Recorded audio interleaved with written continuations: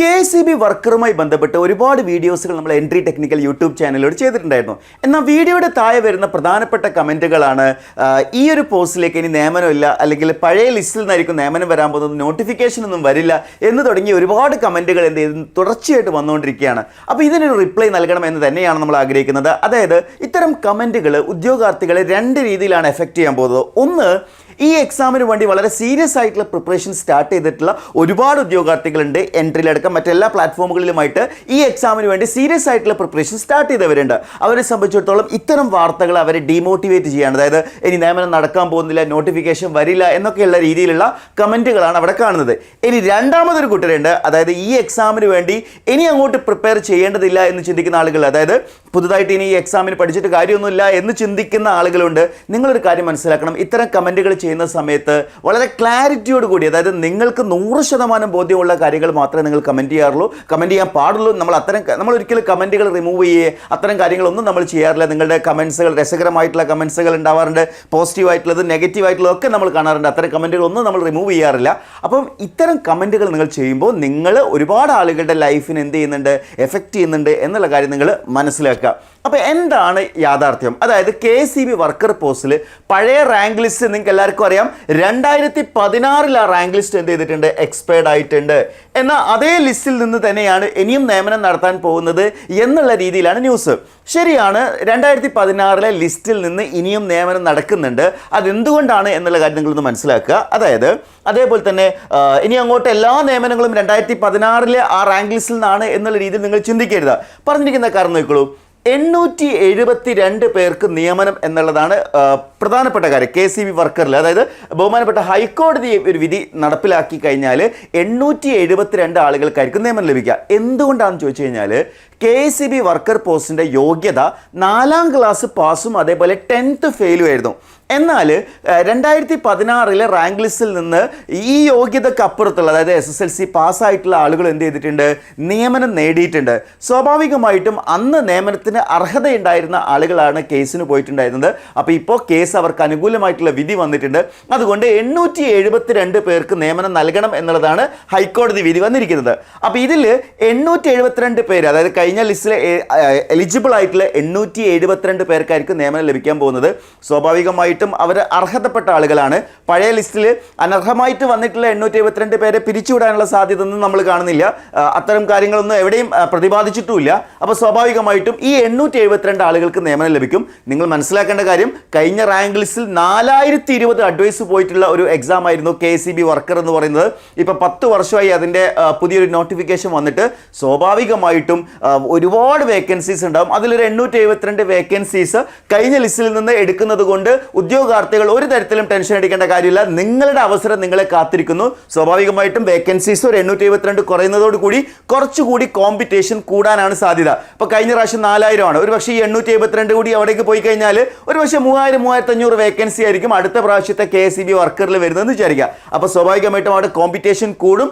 നിങ്ങളുടെ പ്രിപ്പറേഷൻ ഒന്നുകൂടി ഹൈ ആക്കേണ്ട സമയമാണ് എന്നുള്ള കാര്യം മനസ്സിലാക്കുക. നോട്ടിഫിക്കേഷൻ വന്നതിന് ശേഷം മാത്രം പഠിച്ചു തുടങ്ങിയാൽ മതി എന്നുള്ള ചിന്ത മാറ്റി വെച്ചുകൊണ്ട് പഠിക്കുക. ഇപ്പോൾ പഠിച്ചുകൊണ്ടിരിക്കുന്ന ഉദ്യോഗാർത്ഥികളാണെങ്കിൽ ഏറ്റവും മികച്ച രീതിയിൽ നിങ്ങൾ മുന്നോട്ട് പോകുക. നമുക്ക് ആ ന്യൂസ് പൂർണ്ണമായിട്ടും കാണാം. KCB മസ്ദൂർ തസ്തികയുടെ റദ്ദായ റാങ്ക് ലിസ്റ്റിൽ നിന്ന് നിയമനം നടത്തണമെന്ന് ഹൈക്കോടതി ഉത്തരവിട്ടു. ഇത് നടപ്പിലാക്കുമ്പോൾ 872 പേർക്കാണ് നിയമനം ലഭിക്കുക. 2016-17 കാലയളവിൽ മുൻഗണനാ ലിസ്റ്റ് ഇറക്കി KCB പെറ്റി കോൺട്രാക്ടർമാരെ നിയമിച്ചിരുന്നു. ഇവരിൽ 624 SSLC വിജയിച്ചവരും 248 പേർ ജില്ല മാറി നിയമനം നേടിയവരുമാണ്. ഇത് ചട്ടവിരുദ്ധമാണ് എന്ന് മുൻ റാങ്ക് ലിസ്റ്റിൽ ഉൾപ്പെട്ടവരുടെ വാദം അംഗീകരിച്ചാണ് ഹൈക്കോടതി ഇത്രയും ഒഴിവുകളിൽ റദ്ദായ ലിസ്റ്റിൽ നിന്ന് നിയമനം നടത്താൻ ഉത്തരവിട്ടത്. അതായത് മേൽപ്പറഞ്ഞ ഈ എക്സാമിന്റെ യോഗ്യത ഇല്ലാത്ത 872 പേര് കഴിഞ്ഞ ലിസ്റ്റിൽ എന്ത് ചെയ്തിട്ടുണ്ട്, നിയമനം നേടിയെടുത്തിട്ടുണ്ട്. മുൻ വിജ്ഞാപന പ്രകാരം KCB മസ്ദൂർ തസ്തികയുടെ അടിസ്ഥാന യോഗ്യത 4ാം ക്ലാസ് വിജയമായിരുന്നു. 10ാം ക്ലാസ് വിജയിച്ചവർ അപേക്ഷിക്കാൻ പാടില്ലെന്ന വ്യവസ്ഥയുണ്ടായിരുന്നു. പെറ്റി കോൺട്രാക്ടർമാരെ നിയമിച്ചതിനാൽ 624 10ാം ക്ലാസ് വിജയിച്ചവരായതിനാൽ വിജ്ഞാപന പ്രകാരമുള്ള യോഗ്യത പാലിക്കപ്പെട്ടില്ല. മസ്ദൂർ തസ്തികയുടേത് ജില്ലാതല നിയമനമായിരുന്നു. ചില ജില്ലകളിൽ പെറ്റി കോൺട്രാക്ടർമാരെ ആവശ്യത്തിന് ലഭിക്കാതെ വന്നപ്പോൾ മറ്റു ജില്ലകളിലുള്ളവർക്കും KSEB നിയമനം നൽകി. ഇതും ഹർജി ചോദ്യം ചെയ്യുകയും ഹൈക്കോടതി അംഗീകരിക്കുകയും ചെയ്തു. ഈ സാഹചര്യത്തിലാണ് 872 പേർക്ക് മുൻ ലിസ്റ്റിൽ നിന്ന് നിയമനം നൽകണമെന്നുള്ള വിധി വന്നിട്ടുള്ളത്. അപ്പോൾ സ്വാഭാവികമായിട്ടും മുൻ ലിസ്റ്റിൽ നിന്ന് എത്രയോ ആളുകളെ, അതായത് ഇനി അങ്ങോട്ടുള്ള വരുന്ന എല്ലാ വേക്കൻസിയും മുൻ ലിസ്റ്റിൽ നിന്ന് എടുക്കുന്നു എന്നുള്ള രീതിയിലാണ് നിങ്ങൾ ചിന്തിക്കുന്നതെങ്കിൽ തെറ്റാണ്. 872 പേർക്കായിരിക്കും വരുന്നുണ്ടാവുക. അങ്ങനെ നോക്കുമ്പോൾ ഒരു ജില്ലയിൽ നമ്മൾ നോക്കുകയാണെങ്കിൽ ഒരു 10, 40, 50 വേക്കൻസീസ് ആയിരിക്കും ഇതുവഴി ഫില്ലായി പോകാൻ സാധ്യതയുള്ളത്. 15 വർഷം മുന്നെയാണ് ഈ ഒരു വിജ്ഞാപനം വന്നിട്ടുള്ളത്. അതായത് 15 വർഷം മുമ്പ് 2011 മാർച്ച് 30-നാണ് KSEB മസ്ദൂർ തസ്തികയുടെ മുൻ PSC വിജ്ഞാപനം നോട്ടിഫിക്കേഷൻ വന്നത്. 2013 സെപ്റ്റംബർ 30-ന് റാങ്ക് ലിസ്റ്റ് നിലവിൽ വന്നു. 14 ജില്ലകളിലായി 10,000-ലധികം പേരെ ലിസ്റ്റിൽ ഉൾപ്പെടുത്തിയിരുന്നു. 2016 സെപ്റ്റംബർ 29-ന് 3 വർഷത്തെ കാലാവധി പൂർത്തിയാക്കി റാങ്ക് ലിസ്റ്റ് അവസാനിച്ചെങ്കിലും ഉദ്യോഗാർത്ഥികൾ കോടതിയെ സമീപിച്ച് 6 മാസം കൂടി കാലാവധി നീട്ടി വാങ്ങി. 4020 പേർക്കാണ് ഈ ലിസ്റ്റിൽ നിന്ന് ആകെ നിയമന ശുപാർശ ലഭിച്ചിട്ടുള്ളത് എന്നുള്ളതാണ്. ബാക്കി ഓരോ ജില്ലകൾ തിരിച്ചിട്ടുള്ളതൊക്കെ നമ്മൾ ഓൾറെഡി പറഞ്ഞിട്ടുള്ളതാണ്, നമ്മൾ സ്ലൈഡിൽ ഉൾപ്പെടുത്തിയിട്ടുണ്ട്. ഓക്കെ, അപ്പോൾ പുതിയ വിജ്ഞാപനം വൈകുന്നു എന്നുള്ളത് സ്വാഭാവികമായിട്ടും ഉദ്യോഗാർത്ഥികൾക്ക് ഒരല്പം ആശങ്ക ഉണ്ടാക്കുന്ന കാര്യമാണ്. എന്തുകൊണ്ടാണ് പുതിയ വിജ്ഞാപനം വൈകുന്നത് എന്നുള്ളത് ഇപ്പോൾ നിങ്ങൾക്ക് മനസ്സിലായിട്ടുണ്ടാവും. അതായത് കഴിഞ്ഞ പ്രാവശ്യത്തെ ലിസ്റ്റിൽ വന്നിരിക്കുന്ന അപാകത പരിഹരിച്ചുകൊണ്ട് ഇത്തരം ആളുകൾക്ക് നിയമനം കൊടുത്തതിന് ശേഷം മാത്രമേ എന്ത് ചെയ്യാൻ പറ്റുള്ളൂ, കേരള PSCക്ക് ഒരു പുതിയ നോട്ടിഫിക്കേഷനിലേക്ക് പോകാൻ കഴിയുള്ളൂ. അതിനർത്ഥം ഒരിക്കലും ഇത് അനിശ്ചിതമായി വൈകുന്നല്ല, തീർച്ചയായിട്ടും കുറച്ച് വൈകാൻ തന്നെയാണ് സാധ്യത എന്നുള്ളതാണ്. പിന്നെ ഞാൻ മുമ്പ് ഒരു വീഡിയോയിൽ പറഞ്ഞിട്ടുണ്ടായിരുന്നു KSEB അസിസ്റ്റന്റ് എഞ്ചിനീയർ 105 ഒഴിവുകൾ കൂടി ഉടൻ റിപ്പോർട്ട് ചെയ്യുന്നുള്ളത്. അത് KSEB എഞ്ചിനീയേഴ്സ് അസോസിയേഷന്റെ പേജിലായിരുന്നു വന്നിട്ടുണ്ടായിരുന്നത്. എന്നാൽ ഇപ്പോൾ അത് ഒഫീഷ്യൽ ആയിട്ടുണ്ട്. KSEB അസിസ്റ്റന്റ് എഞ്ചിനീയർ ഇലക്ട്രിക്കൽ തസ്തികയിലെ 105 ഒഴിവ് കൂടി PSCക്ക് റിപ്പോർട്ട് ചെയ്യാൻ KSEB full time director board തീരുമാനിച്ചു. അപ്പോൾ KSEB അസിസ്റ്റന്റ് എഞ്ചിനീയറിന്റെ ഒരു അപ്ഡേറ്റ് കൂടി ഈ ഒരു ന്യൂസിൽ വന്നിട്ടുണ്ട് എന്നുള്ളതാണ്. അപ്പോൾ ഉദ്യോഗാർത്ഥികളെ ടെൻഷൻ അടിക്കേണ്ട കാര്യമൊന്നുമില്ല. തീർച്ചയായിട്ടും കഴിഞ്ഞ ലിസ്റ്റിൽ നിന്ന് അത്രയും ആളുകൾക്ക് നിയമനം കൊടുക്കുന്നതോടുകൂടി ഇത്തവണ വേക്കൻസീസ് തീർച്ചയായിട്ടും കുറയാൻ സാധ്യതയുണ്ട്. ഇപ്പോൾ കഴിഞ്ഞ പ്രാവശ്യത്തെ നമ്മൾ നോക്കി, കഴിഞ്ഞ പ്രാവശ്യത്തെ ലിസ്റ്റ് നോക്കുകയാണെങ്കിൽ തൃശ്ശൂർ 514, പാലക്കാട് 449, കോഴിക്കോട് 463, കണ്ണൂർ 412, മലപ്പുറം 384, കോട്ടയം 172, കൊല്ലം 132, ആലപ്പുഴ 276, ഇടുക്കി 148, അതേപോലെ വയനാട് 91, പത്തനംതിട്ട 141, കാസർഗോഡ് 125, ട്രിവാൻഡ്രം 450 ആൻഡ് എറണാകുളം 263. അപ്പോൾ ഇതിൽ 4020 കഴിഞ്ഞ പ്രാവശ്യത്തെ ടോട്ടൽ നമ്പർ ഓഫ് അഡ്വൈസ് എന്ന് പറയുന്നത്.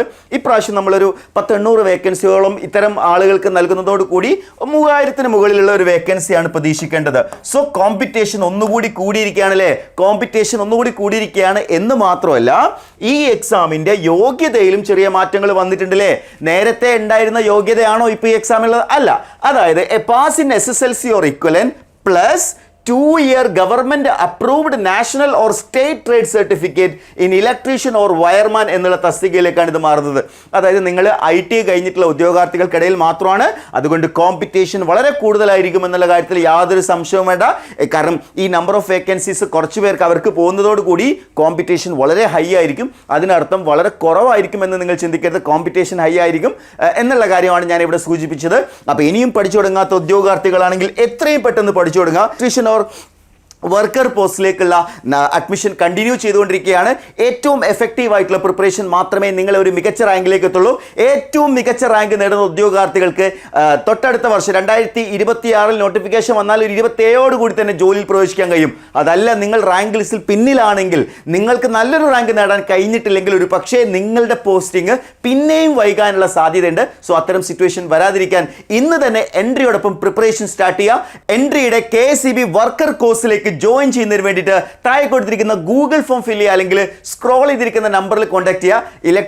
ഇലക്ട്രീഷ്യൻ ഓർ വയർമാൻ കഴിഞ്ഞിട്ടുള്ള IT കഴിഞ്ഞിട്ടുള്ള നിങ്ങളുടെ എല്ലാ സുഹൃത്തുക്കളിലേക്കും വീഡിയോ ഒന്ന് ഷെയർ ചെയ്ത് കൊടുക്കുക. ഇതൊരു മികച്ച അവസരമാണ്, ഒരിക്കലും നഷ്ടപ്പെടുത്തരുത്. നിങ്ങളുടെ ലൈഫിൽ നിങ്ങൾക്കൊരു ഗവൺമെന്റ് ജോലി നേടാൻ ആഗ്രഹിക്കുന്നുണ്ടെങ്കിൽ ഇതാണ് ഏറ്റവും മികച്ച അവസരം. അപ്പോൾ കൂടുതൽ വിവരങ്ങൾ അറിയാനും എൻട്രിയുടെ ഈ ഒരു ബാച്ചിൽ ജോയിൻ ചെയ്യാനും താഴെ കൊടുത്തിരിക്കുന്ന ഗൂഗിൾ ഫോം ഫില്ല് ചെയ്യുക, അല്ലെങ്കിൽ സ്ക്രോൾ ചെയ്തിരിക്കുന്ന നമ്പറിൽ കോൺടാക്ട് ചെയ്താലും ഇൻഫർമേഷൻ ലഭിക്കുന്നതായിരിക്കും. Wish you all the best.